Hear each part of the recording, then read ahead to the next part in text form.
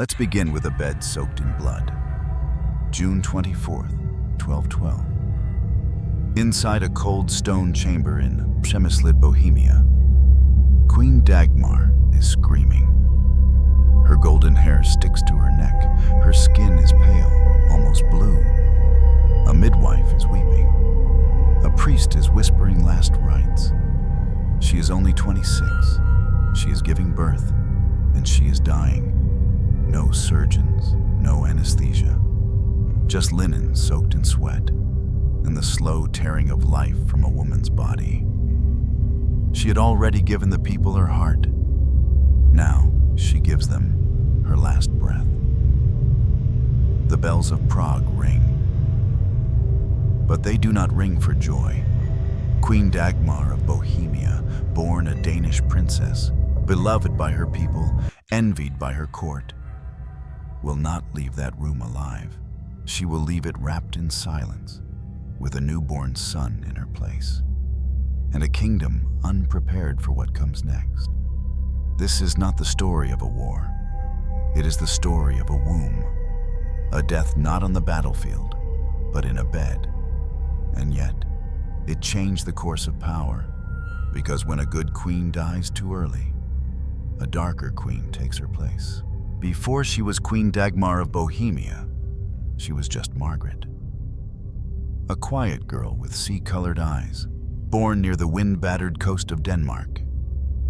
She came into the world around the year 1186 as the daughter of King Valdemar I of Denmark and Queen Sophia of Minsk. Her name in Danish was Margrethe, a name that meant pearl. But it wasn't just her name that made her precious.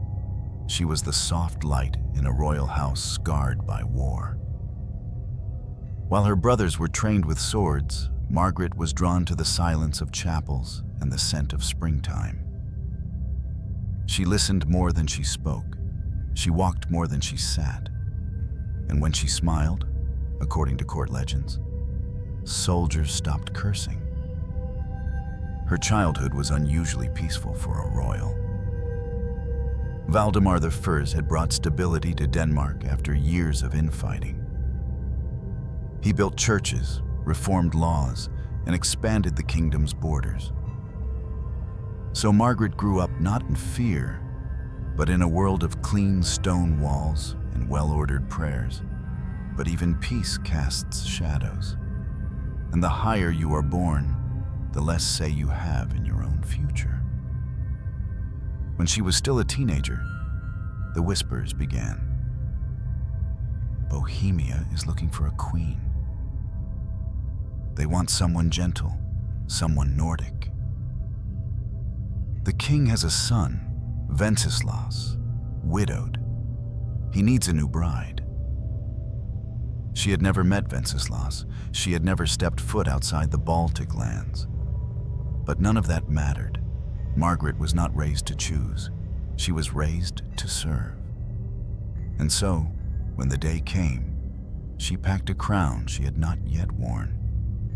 She kissed her mother goodbye, and she boarded a ship that would take her far from Denmark, far from the wind, far from everything she had ever known.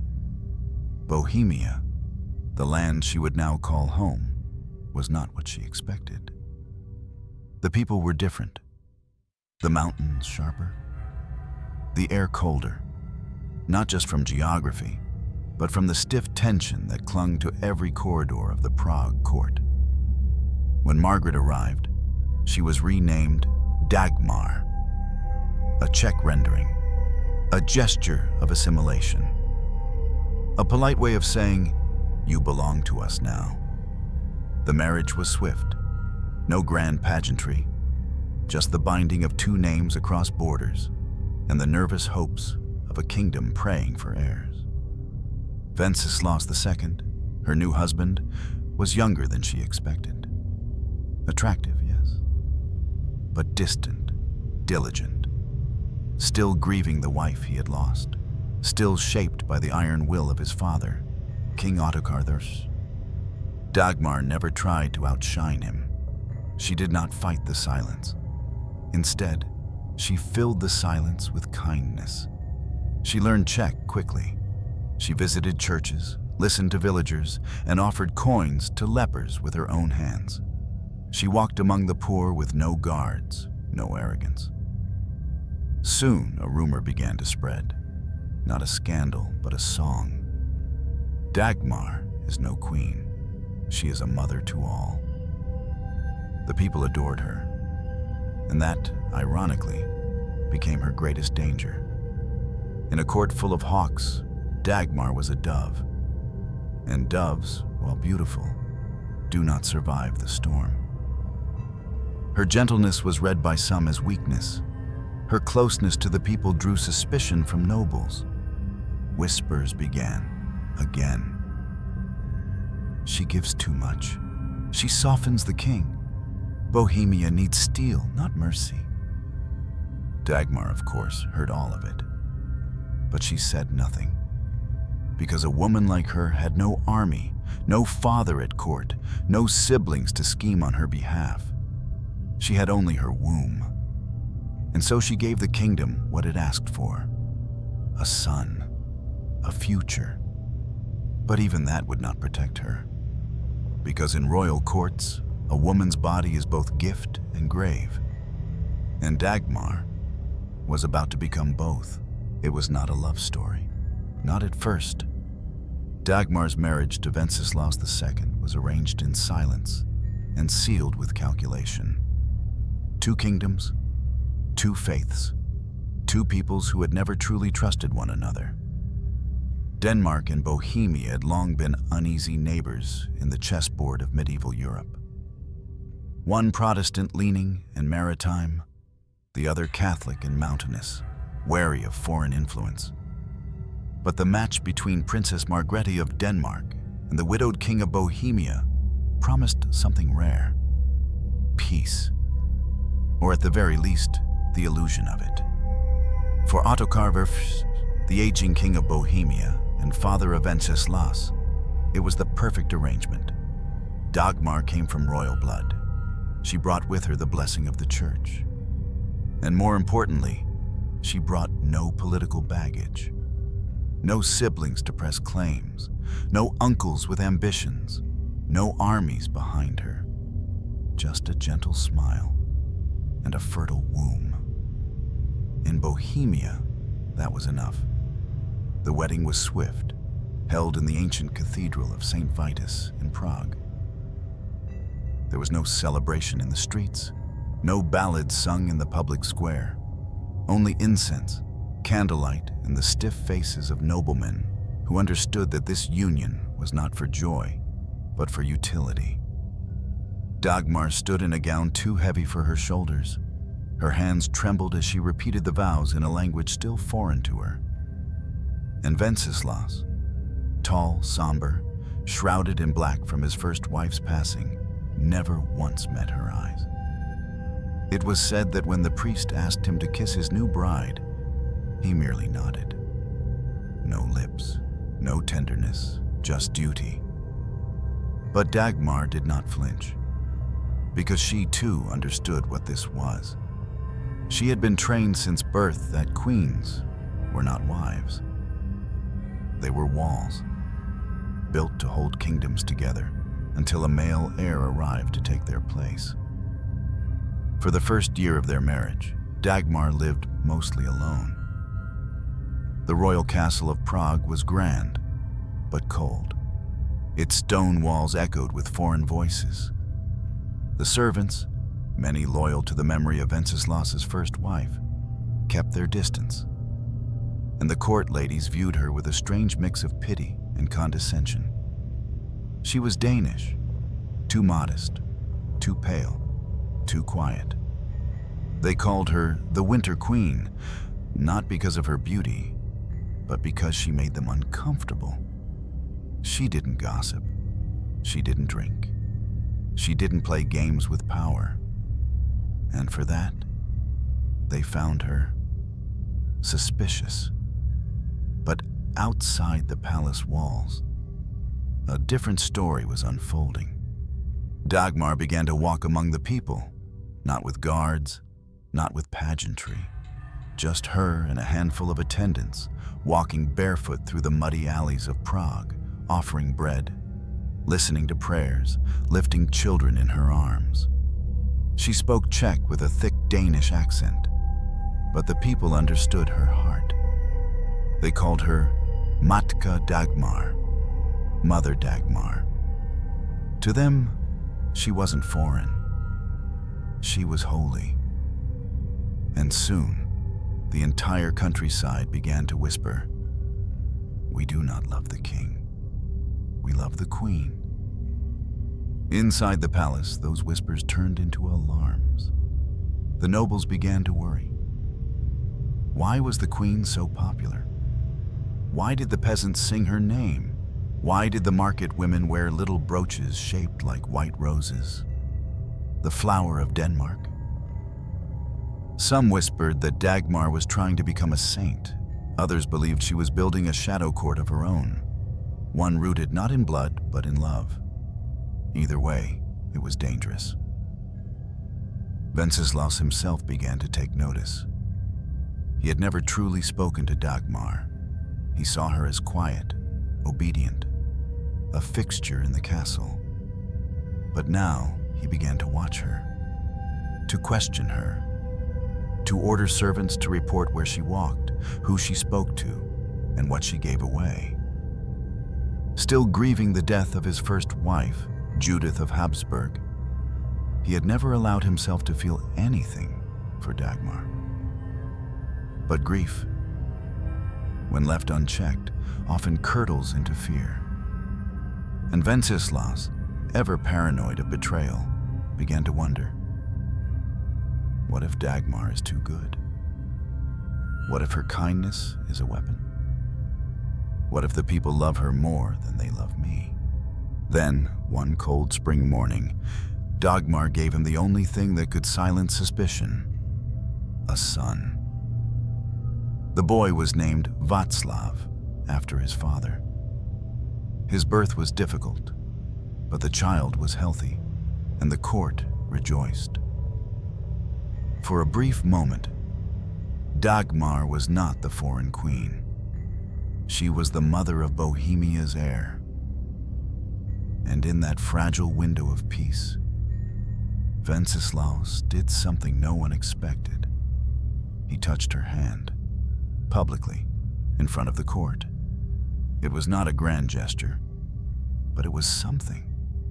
And Dagmar, who had learned to survive on silence, clung to that warmth like a dying ember in a long winter. For a while, things seemed to settle. Dagmar spent her days with the baby. She embroidered, she prayed. She composed lullabies in Danish and sang them in whispered Czech. She grew pale again, thinner, quieter.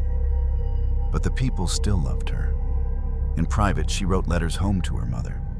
One of them, preserved in fragments by later scribes, reads, "He does not speak, but he looks. I think he has begun to see me, not as a queen, but as a person. Perhaps that is enough. Perhaps that is all we are ever allowed. But fate does not allow long peace, and the palace, like all palaces, is a place of mirrors." Behind every soft word was a sharp thought. Behind every smile, a blade. And Dagmar was already pregnant again. This time the symptoms came earlier. The bleeding came faster. The pain came harder. And in the corners of the court, whispers rose like smoke. The queen is too frail. She may not survive another birth. And if she dies, who will replace her? Dagmar had no answer. She could only pray. Because queens don't get to stop. They either produce life or they die trying. And soon, far too soon, she would do both. It began with glances. Too quick to accuse, too sharp to ignore. Dagmar felt it first at dinner. The way the courtiers' voices dipped when she entered the hall. How forks paused midair. how the women stared too long at her stomach, then smiled like they were hiding knives behind their teeth. She was pregnant again, and this time, the joy was quieter. There were no songs in the street, no flower petals in the chapel, only the cold nods of noblemen and the tight-lipped murmurs of court physicians. She's too thin. Her hands shake when she walks. She didn't eat the lamb. She's hiding something. Dagmar heard it all, but she had no one to tell. By the spring of 1212, the Bohemian court had become a place of shadows. The king was often absent, traveling across Moravia and Hungary to secure alliances. The nobles, hungrier than ever, vied for influence in his absence, their loyalty shifting like wind on water. And Dagmar, the foreign queen with the gentle voice, stood alone at the center. Her only ally was the people. But the people did not sit at council tables. They did not decide who lived and who vanished. They did not poison goblets or whisper behind walls. The women of the court despised her. Some had once hoped to marry the king themselves. Others saw in Dagmar a softness they mistook for stupidity. But none of them understood her strength. Because strength in Dagmar's world was not shouting or striking. It was enduring, and she endured. Even as her body began to betray her, even as her legs ached with swelling, even as the midwife secretly confided, "Your Majesty, something is not right." There were rumors that Dagmar was cursed, that her marriage was never truly blessed by the church, that her Danish blood had brought famine to Bohemian fields, that she could not carry another child to term without losing herself. The clergy stayed quiet, the nobles stayed watching, and somewhere in the dark corners of the palace, a name began to circulate: Constance of Hungary. She was everything Dagmar was not: fiery, Catholic, noble-born from Central Europe. Her father had influence, her cousins had troops, and her beauty, according to gossips, could melt stone. She was said to have written to the king in secret. Some claimed her letters were still perfumed. Others believed she had already visited Prague in disguise. Dagmar never spoke her name, but she felt her presence, like a shadow trailing her footsteps, like a cold wind through the nursery. Her second pregnancy was harder than the first. The pain came in sharp bursts, not waves. The bleeding came at night. The headaches never stopped. One evening, as she prayed alone in the chapel, a nun approached, old, blind in one eye, but said to have the sight. She placed a trembling hand on Dagmar's belly and whispered, "You will bring forth light, but the flame will take your breath." Dagmar did not cry. She only nodded, because somewhere deep inside her, she had already accepted what the court had not yet spoken aloud. She would not survive this birth. But the court did not wait. They began to prepare for her death as if it were an appointment. The kitchen ordered less meat. The chapel dusted its black altar cloth. A seamstress was asked, quietly, to prepare a burial gown. One of the ladies in waiting began to collect white roses, freezing the petals in honey for preservation. And in the king's chamber, a list of foreign princesses was drafted. Dagmar's name was still on the throne, but her future was already being rewritten by men who had never held her hand and women who had never heard her sing. Still, she continued. She smiled at her son. She walked the corridors slowly, brushing her fingers against cold stone. She dictated letters to her brother in Denmark, asking for nothing, mentioning only the weather and whether the sea still smelled of salt. And in her quiet moments, she wrote in the margins of her prayer book, "When I am gone, tell him I sang him lullabies in 2 languages. Tell him I was not afraid of death. I was afraid of forgetting. Tell him to remember me kindly, or not at all."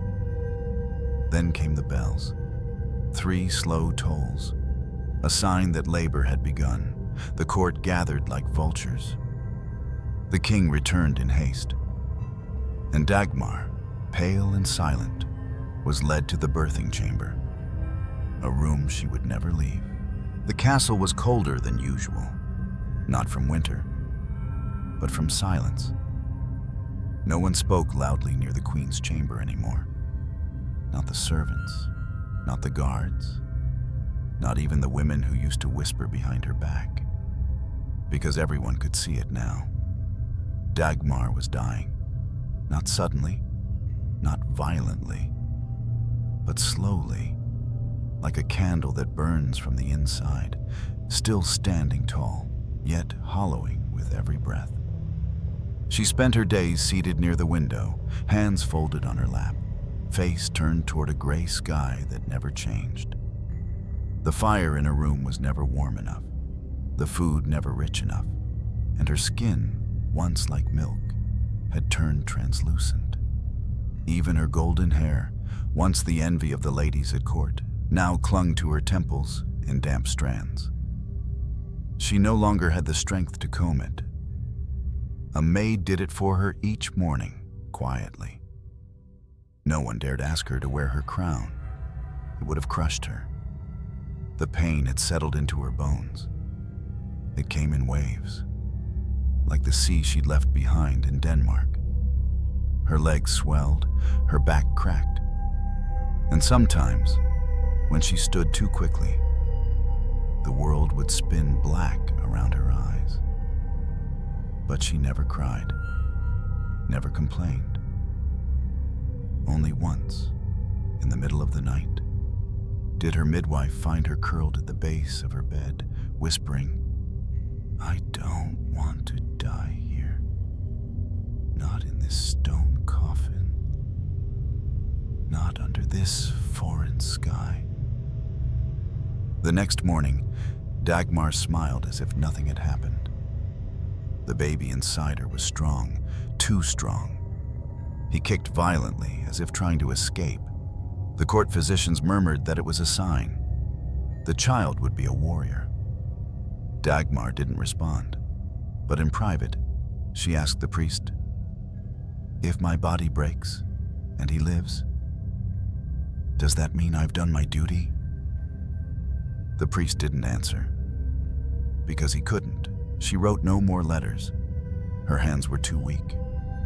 Instead, she spent her time humming soft lullabies, half Danish, half Czech. No words, just breath and rhythm. Sometimes the guards outside her door would pause to listen. Because in a palace of marble and betrayal, Dagmar's voice was the only thing left that still sounded human. But kindness does not protect against time, and time was folding in. Her body was preparing for labor too soon. The signs were all there: bleeding, fever, swelling that wouldn't go down. The physicians argued. Some said induce the birth, others said wait. The king was torn. He paced the halls like a ghost, unsure if he was watching his wife fade or his heir arrive. In his confusion, he stopped visiting her chamber altogether. Dagmar noticed. She always noticed. One evening, the wind howled so violently that windows cracked. The flames in the corridor torches sputtered out, and Dagmar whispered to her midwife, "This castle was never meant to keep things warm. Not fire, not love, not me." She began seeing things, or perhaps she stopped denying them, A boy with curls standing in the doorway. A girl in white brushing her hair. Her mother's voice humming behind the stone wall. A cradle rocking by itself. The midwife said it was the fever. The priest said it was the angels. But Dagmar simply said, "I'm just going home early." Then the pains came. Not the soft ones, the tearing ones. The kind that make the body convulse. The kind that no longer whisper death. They scream it. Blood soaked the sheets, the floor, her nightgown, everything. Servants ran. The chapel bell rang 3 times. Midwives screamed for hot water and cloth. One fainted. And Dagmar, calm, almost smiling, gripped the edge of the bed and whispered, "If I die today, please tell him I did not curse his name." Outside the birthing chamber, nobles gathered, some in worry, others in anticipation. A few already debated who the next queen should be. Constance of Hungary's name returned, spoken now with less secrecy, more confidence. The throne was already preparing for a new crown.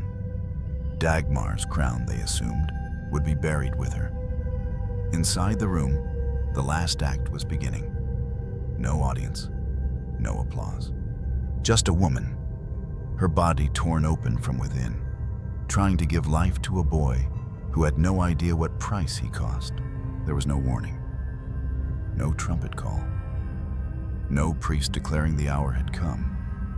Only a single wet sound, barely louder than a whisper, like silk tearing. And then, a sharp cry from the queen herself. That was how it began. Dagmar clutched her belly as the first pain knifed through her ribs. Her knees gave out. The midwife barely caught her in time. They laid her down, gently, quickly. But already the sheets were warm with blood. Too much. Far too much. The sun was still rising. Bird song filtered in through the high windows. But inside the queen's chamber, the day had already darkened. The room changed instantly.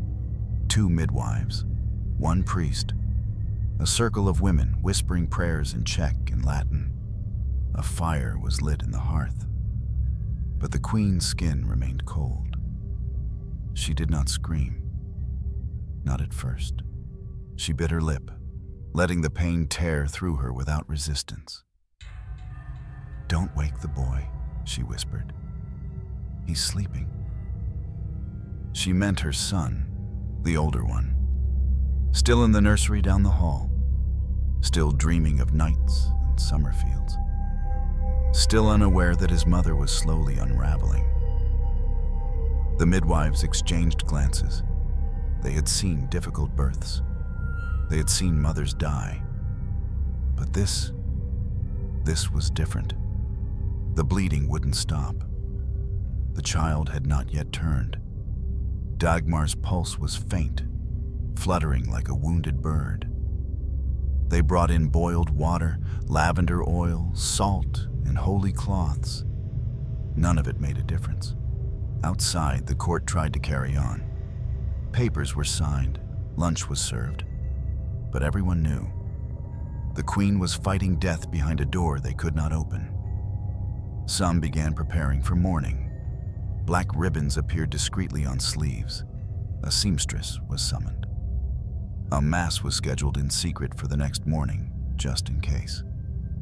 And down a separate corridor, King Wenceslas stood alone. He did not go to her. He could not. Whether out of fear, superstition, or simple cowardice, he waited like a man whose fate had already been written. A boy would live. A wife would die. And history would call it destiny. Back in the chamber, the pain had reached its crescendo. Dagmar began to shake. Her fingernails dug into the mattress. Her lips cracked. Her eyes rolled upward. And still, she whispered lullabies. Half finished, half broken. like a mother not birthing, but leaving. The priest leaned close. "Your Majesty, would you like last rites?"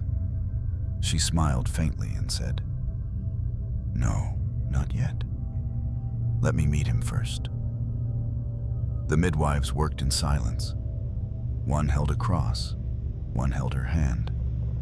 The youngest kept crying until Dagmar, in a moment of surreal calm, reached up and brushed her tears away. "Don't be afraid," she whispered. "The soul doesn't bleed." Her belly contorted.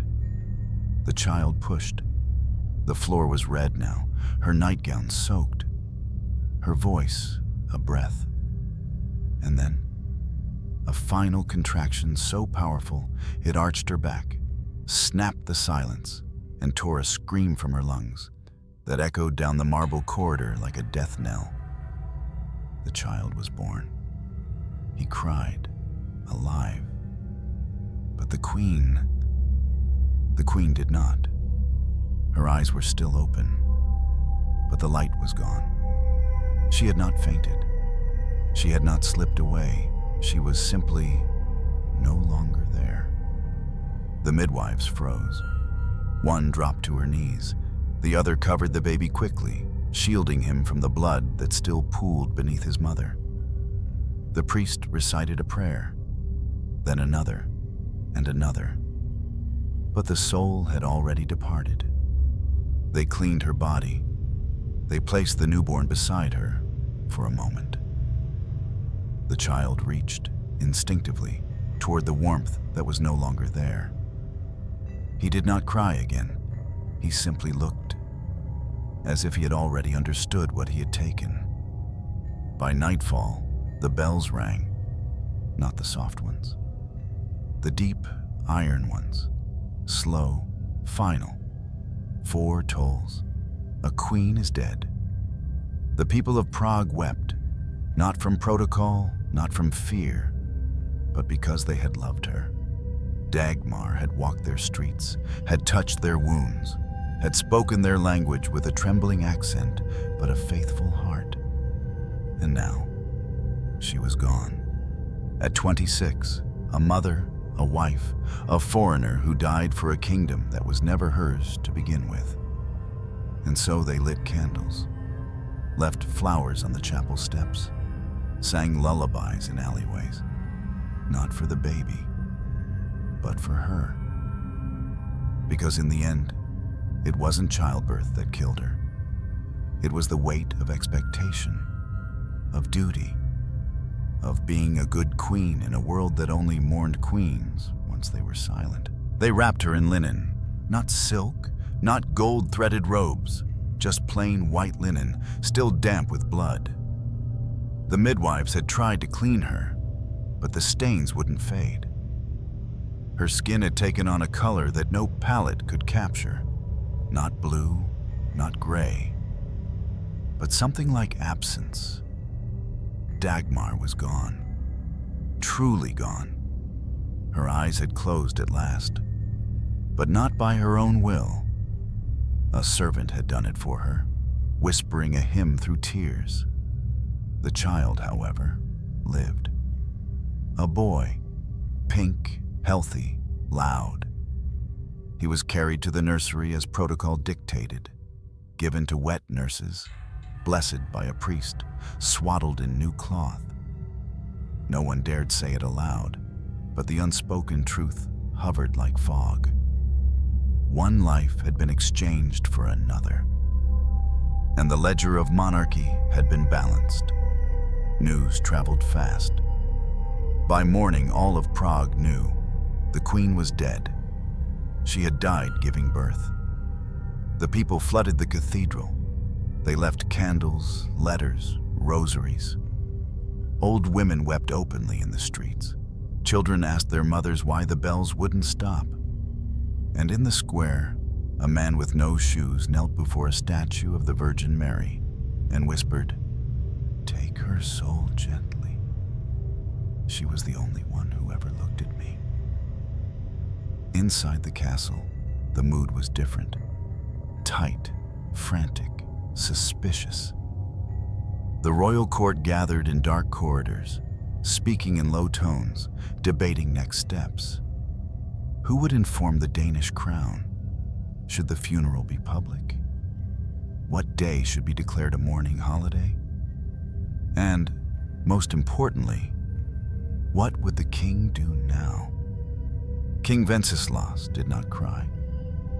He did not scream. He did not tear his robes or strike the walls. Instead, he sat motionless in his private chamber, staring into the hearth long after the fire had died.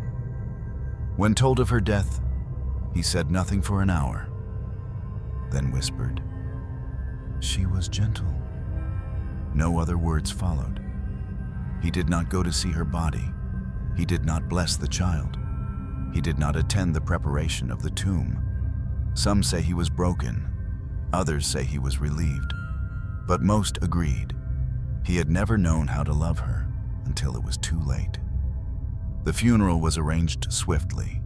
No state parade, no procession through the city, just a closed ceremony within the cloisters of the royal abbey. There, behind walls older than memory, Dagmar was laid to rest. No crown on her head, no sword at her side. Just a small white rose placed on her chest by a nun who had once combed her hair. The baby was not named after her. He was given a king's name, Ottokar, to honor his grandfather. The name of steel, not of kindness. The court moved on. The king reappeared after 3 days, attending a council meeting with no mention of his wife. But something had changed. Something no decree could hide. The halls of the castle grew colder. The servants moved quieter. The air smelled less of spices, more of dust. It was as if, with Dagmar's death, the very walls had lost their memory of warmth. The musicians refused to play. The cooks burned bread they had baked for years. Even the birds outside the tower stopped nesting for a season. And in the queen's old room, no one entered. Her brush lay untouched. Her rosary still hung by the bed. The fire never lit again. Whispers returned. This time they were darker. The king let her die. He knew she couldn't survive another birth. He wanted an heir, not a queen. No one said it aloud in council, but in kitchens, in chapels, in stables. The name Dagmar became more than a name. It became a prayer and a curse. In Denmark, her mother received the news in silence. She locked herself in her chamber for 3 days. When she emerged, she had aged a decade. She wrote no letters to Bohemia, sent no gifts to the child. She simply added her daughter's name to the family tombstone back home. Margrethe, a rose sent too far. Meanwhile, in Prague, plans were quietly made for the next queen. Names were discussed, letters drafted, envoys dispatched. The body was still warm, and already the throne was empty. Dagmar's kindness had made her beloved, but it had also made her expendable. She had given Bohemia everything, and in return, they gave her obscurity. But not everyone forgot. In the villages, stories began to spread that Dagmar's ghost still walked the castle corridors, that she could be seen near the window at dawn, singing lullabies no one could quite remember, that flowers bloomed out of season on her grave, that newborns touched by her statue never cried, and most haunting of all, that every queen after her died younger than expected. Because some deaths do not end with burial.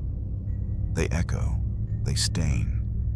And Dagmar's death, soft, silent, sacrificial, was one the kingdom would never truly recover from.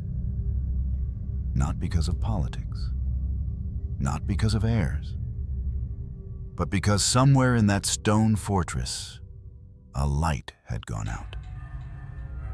And nothing, not gold, not power, not lineage, could bring it back. The castle did not wear black.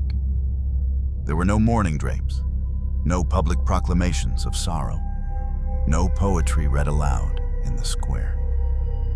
Dagmar had died. But the court behaved as if a servant had passed, not a queen. There was grief, yes, but not the kind that weeps. Theirs was a grief made of stone, cold, polished, quiet, and functional. Because in the royal world, emotions are dangerous. They slow decisions. They complicate alliances. They invite whispers, and above all, they remind people that rulers bleed. But the people remembered. They mourned loudly, more loudly than the court was comfortable with. Market women wore white scarves in her memory. Children placed daisies on church steps. Fishermen along the Vltava carved small crosses into their boats, whispering her name like a charm before casting nets. She had been theirs, not by birth, but by kindness. They remembered her walking barefoot through flooded streets, carrying bread in her apron. They remembered how she once paid for a widow's funeral herself, how she spoke to the lepers outside the city walls, how she never looked away from the suffering of others. To them, she was not just a queen. She had been a mother, a sister, a prayer come to life. And now, she was gone. The king did not attend her burial. He claimed illness. Some believed him, others didn't. What was certain is this: he did not cry. When his advisors asked about plans for a memorial, he waved his hand in silence. 1 week later, he authorized funds for new military armor.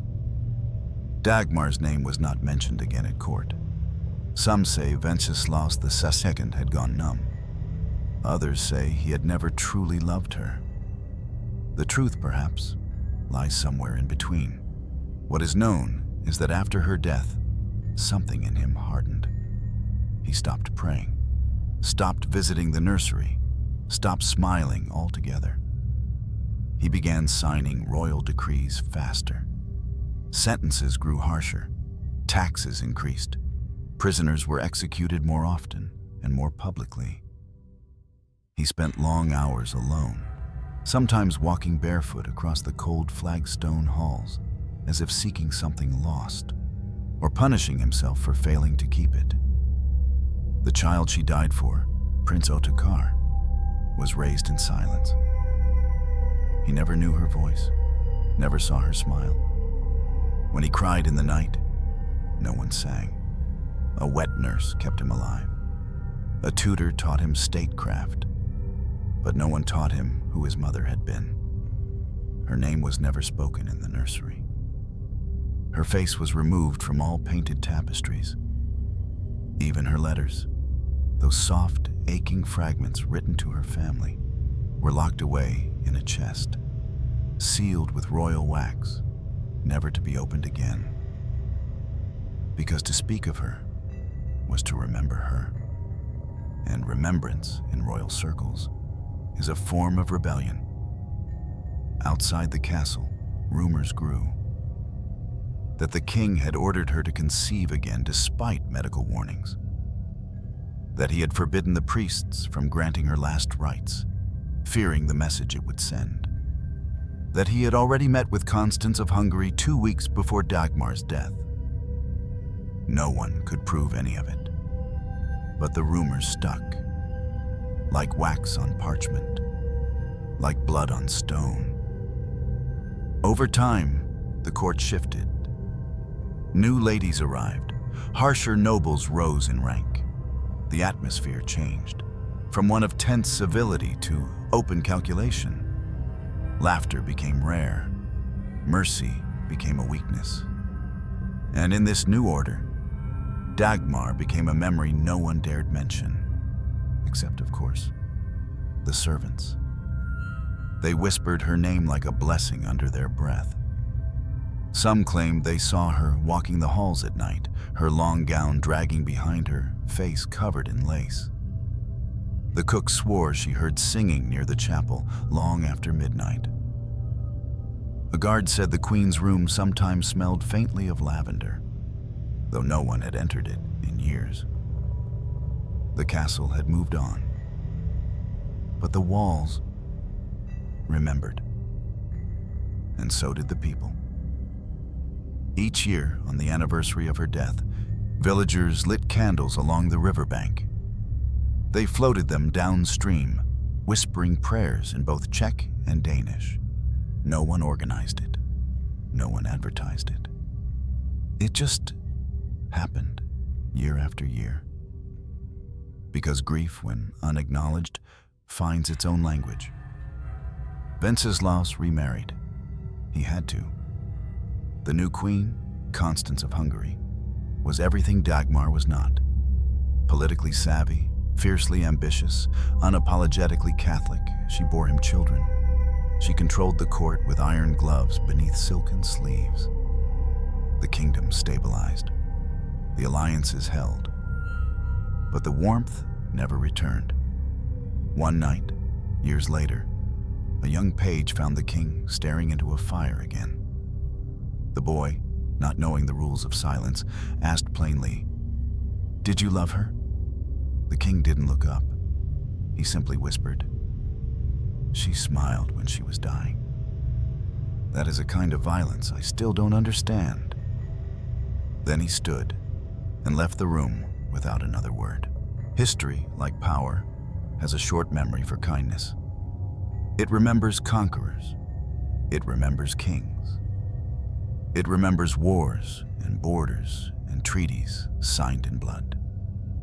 But it forgets women who gave everything quietly. It forgets the soft hands that held kingdoms together while the men were off chasing glory. It forgets the queens who died in beds, not in battle. Dagmar of Bohemia was one of those women. In official chronicles of the Přemyslid dynasty, her name appears only briefly.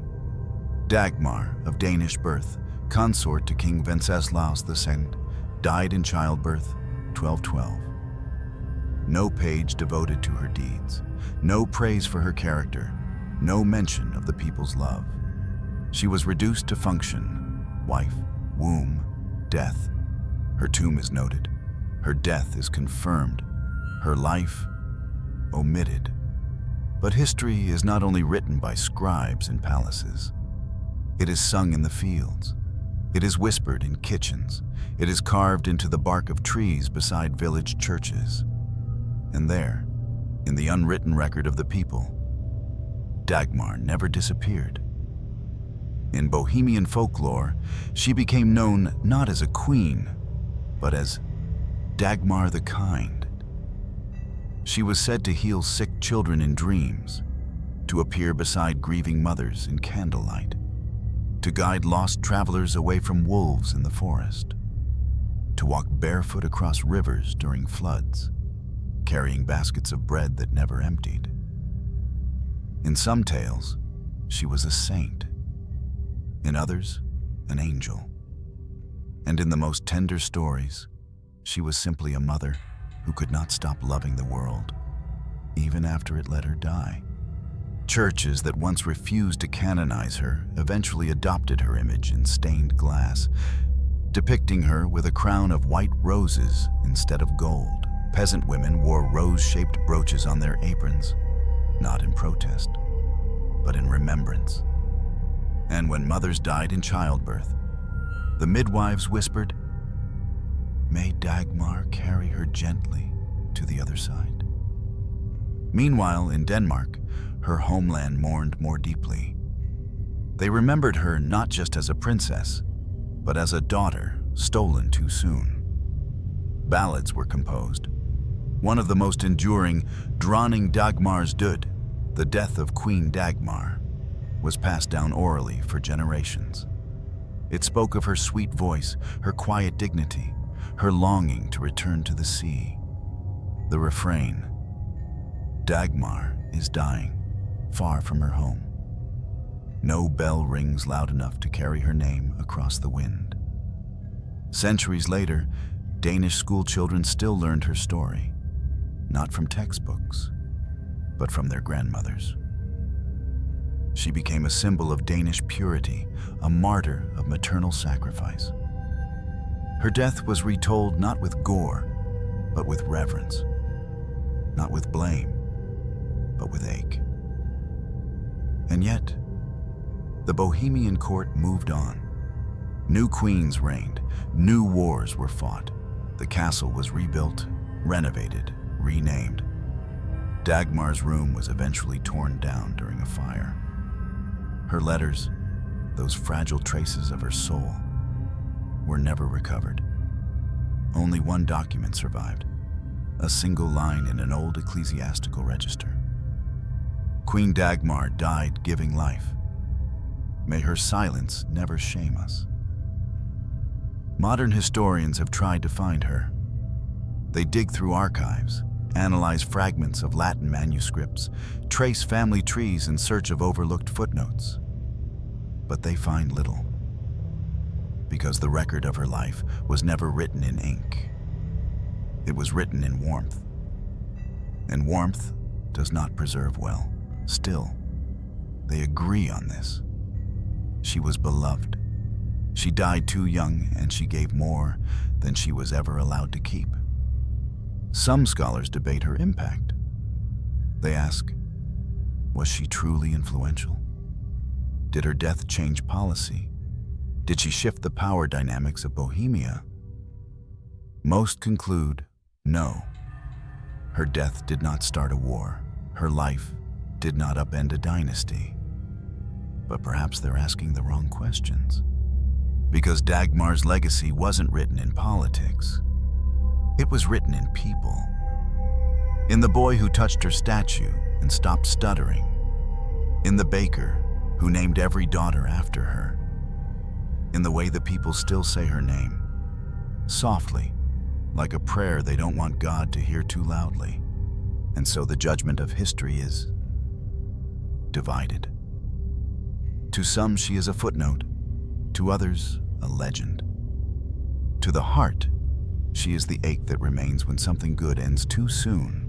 There is no grand tomb, no marble statue towering above the hills, no golden lettering spelling her name across cathedral walls. Queen Dagmar was buried quietly, far from the sea that sang to her childhood, far from the forests she never learned to love. Her grave lies tucked inside the St. George's Convent, on the grounds of Prague Castle, a monastery once ruled only by silence and stone. She was placed beneath the floor, not above it. No monument, no crown, just a flat gray slab, unmarked for decades, like a door to nowhere.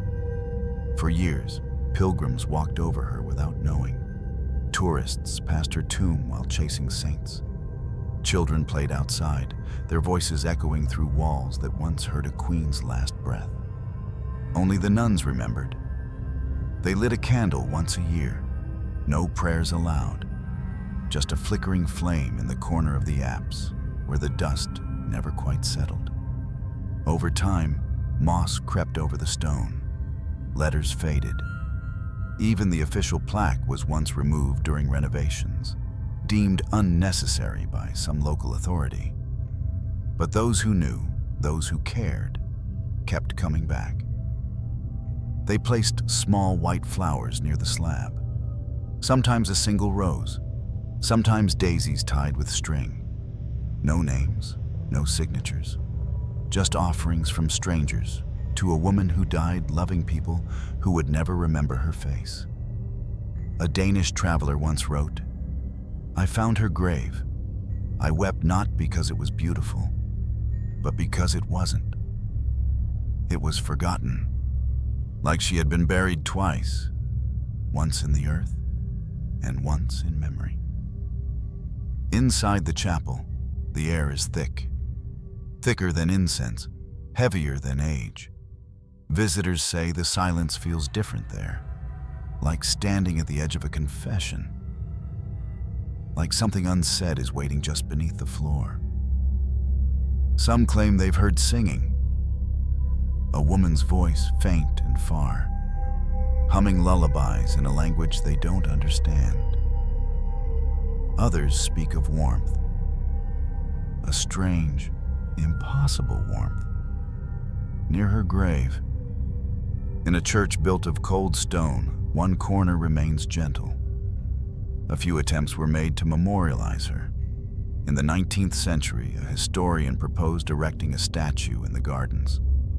The proposal was rejected. Too obscure, they said. Later, a small relief sculpture was added near the convent's side altar. It depicted a young woman in profile, eyes closed, holding a sleeping infant. There was no plaque. But the locals knew that was Dagmar. And still, her name was never carved in full. In Denmark, her symbolic grave is more poetic. A rose garden, a single marble bench beneath an oak tree, inscribed in Old Danish, "To she who died with love in her hands." No dates, no royal titles, just that. Because in her homeland, she was never a queen. She was something holier. She was grief given form. Historians argue whether her grave should be restored. Some say it must be elevated, recognized, clarified, rescued from obscurity. Others argue that the mystery is the point, that her forgotten tomb reflects the truth of her life, a woman who gave all and received nothing but silence in return. Perhaps that's why her story survives, not in stone, but in symbol. She is the queen without a throne, the mother buried beneath strangers' footsteps, the voice that echoes only when no one's looking for it. And her grave? It is not an ending. It is a question about what we choose to remember and what we let disappear. One scholar, after visiting her tomb, wrote, "Dagmar is not a figure of history. She is a feeling, the feeling of gentleness punished, of loyalty left to rot, of sacrifice unrecorded, except in the tears of peasants and the songs of grandmothers." At night, the convent closes its doors. The candles are snuffed. The corridors go dark, but in one small corner, beneath a worn slab of forgotten stone, a queen still lies. Not surrounded by marble, not guarded by saints, just resting. And above her, if the moonlight hits the glass just right, you might see the faint outline of a woman holding a child, eyes shut, mouth open, as if still singing a lullaby to a world that never truly listened. Some deaths are loud, explosive, bloody, remembered through statues, wars, or coronations. Dagmar's was not. Hers was a soft death, but not a quiet one. It was the kind of death that doesn't scream, but echoes. Not because of the blood, but because of what that blood silenced. She wasn't a ruler in the traditional sense. She never commanded armies. She never wrote laws or challenged thrones. She didn't make enemies. And that perhaps was her greatest threat, because in a world built on steel, kindness confuses people. They don't know what to do with it. They can't kill it, so they bury it. Dagmar lived in the margins of history, but she occupied the center of people's hearts. She never raised her voice, but she made others lower theirs. She never asked for power, and yet she held it. In the way she walked among the poor, in the way children stopped crying in her arms, in the way her death felt like a punishment for something we didn't protect enough. In telling her story, you begin to understand something terrible. That sometimes the most dangerous thing a woman can do is be good. Not clever, not political, not seductive. Just good, because goodness can't be bargained with. It makes cruelty feel naked. It makes ambition feel hollow. It makes kings wonder whether they are truly loved or merely feared. Dagmar died at 26. That's not long. Most people at 26 are still searching for who they are. She didn't get to search. She was assigned. From the moment she could walk, she was shaped into something useful. A wife, a womb, a diplomatic gift wrapped in Danish linen. But inside all that function, there was a real person. And we forget that too often. I've told you this story not because Dagmar changed history. She didn't. Not in the way historians like. She didn't end a war. She didn't start one. She didn't write a manifesto. She died in a bed in a castle that barely remembers her. But that's exactly why it matters. Because if we only tell stories of those who won, we forget the ones who paid the price. Dagmar paid. With her breath, with her silence, with her blood. And for what? A child who was raised without her. A court that erased her. A tomb walked over for centuries. And yet, somehow, her name still floats like a ghost through time. Maybe that's the point. Maybe legacy isn't measured in monuments. Maybe it's measured in what lingers. A melody someone hums, but can't place. A warmth near a grave no one visits. A flower left by a stranger. A queen remembered not because she ruled, but because she loved. So what do we do with that? Do we mourn her? Do we resurrect her with stories? Or do we learn from her? Maybe we ask better questions. Like, why did she have to die at all? Why was she asked to give more than any king was ever expected to? Why do we still, even now, praise women for how gracefully they suffer? And why? Why do we only seem to love them once they're gone? In the end, Dagmar was not forgotten by the people. She was only forgotten by power. And perhaps that's the most human fate of all. To be erased from the palace, but etched into the prayers of the poor. As the storyteller, I leave you with this. Dagmar's life was a soft thread woven into a brutal tapestry. Easy to miss. But once you notice it, you can't unsee how much it held the fabric together. We spend so much time admiring the blood-red patterns, we forget the white stitching beneath it. The stitching that was torn, not to decorate, but to keep things from falling apart. She didn't fail. She was failed, and she deserved more. More time, more protection, more memory. And though I cannot bring her back, I can do this. Say her name. Dagmar. Say it softly. Say it like someone listening might finally hear it. Because sometimes, that's all the dead ask of us.